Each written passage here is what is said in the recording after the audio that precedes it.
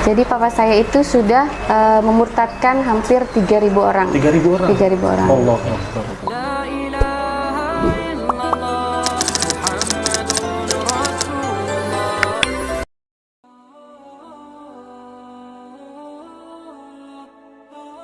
Kisah mualaf pendeta dialami oleh seorang bernama Rudi Mulyadi yang telah memurtadkan 3.000 orang, namun dirinya malah memutuskan masuk Islam.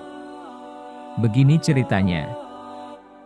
Kisah nyata mualaf mantan pendeta tersebut diceritakan oleh anaknya bernama Yesi Yasika ditemani suaminya seorang ustaz. Selama menjadi pendeta, Rudi telah memurtadkan 3.000 orang beragama Islam. Hanya saja, sang ayah malah memutuskan menjadi mualaf atau pindah agama dengan satu alasan yang bikin merinding. Akibatnya, kata Yesi, pihak gereja dan umat Kristiani bereaksi keras atas keputusan tersebut.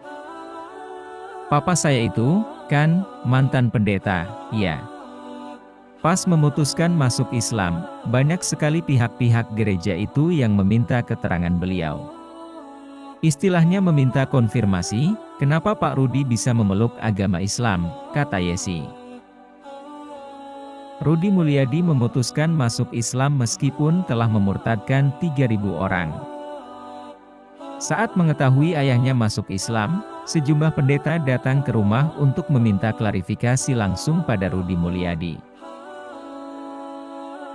Di hadapan para pendeta, Yesi bercerita bahwa sang ayah bersikap tenang dan santai.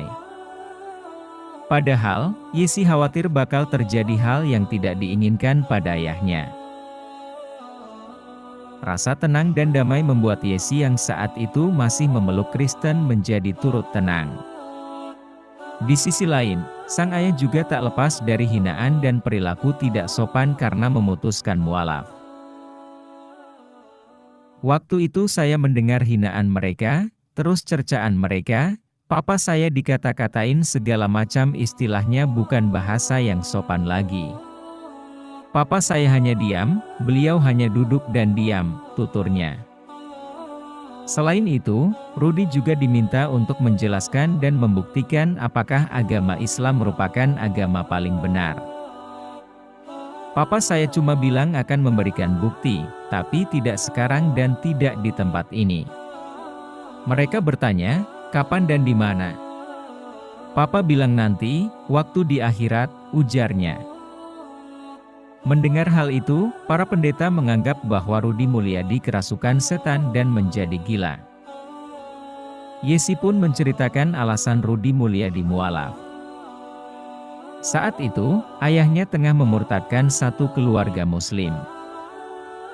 Namun, sesuatu terjadi pada Rudi Mulyadi. Ketika papa ke rumahnya mau mencopot semua ornamen-ornamen Islam di rumahnya, ada kaligrafi. Papa tanya, ini apa bacaan apa tulisannya? Dibacakan oleh pemilik rumah.